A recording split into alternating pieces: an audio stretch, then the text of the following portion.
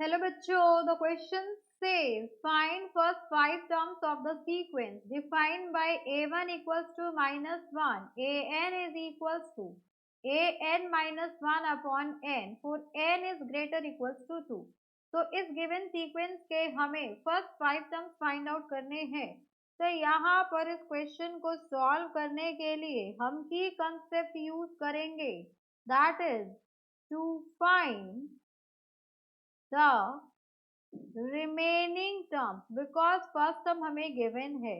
Remaining term put n is equals to 2,3,4,5 because हमें n की value greater equals to 2 चाहिए।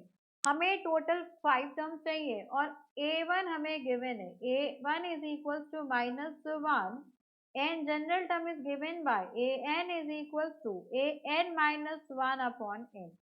अब यहाँ से सेकेंड टर्म को फाइंड आउट करने के लिए हम पुट करेंगे, put n is equals to 2, so a2 will be equals to a2 minus 1 upon 2, so this is equals to a1 upon 2, a1 is minus 1 by 2। तो यहाँ से हमारे पास a2 की वैल्यू आ गई -1/2, बिकॉज a1 था मेरे पास -1। अब नेक्स्ट देखिए, हमें a3 फाइंड आउट करना है। तो यहाँ पर हम पुट करेंगे, put n is equals to 3, तो a3 will be equals to a3 minus 1 upon 3, तो a2 upon 3।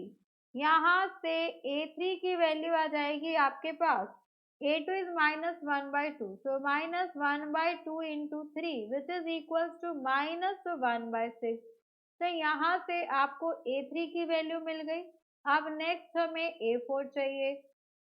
तो यहाँ पर a4 के लिए हम पुट करेंगे, put n is equals to 4, so a4 will be equals to a4 minus 1/4। तो ये हो जाएगा हमारे पास a3/4 which is equals to -1/6 into 4, so this is equals to -1/24।